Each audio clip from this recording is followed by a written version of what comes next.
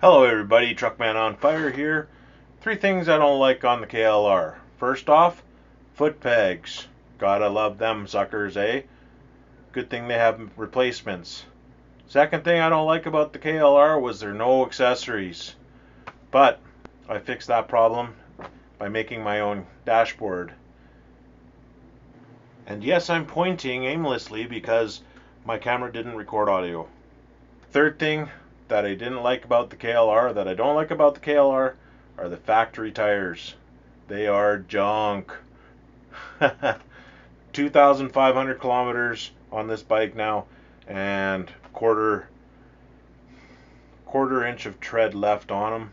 Yeah, those are going to get replaced next spring. Anyway, thank you for watching. Hope you enjoyed on my top 3 don't likes about the KLR. Other than that, great bike. Cheers.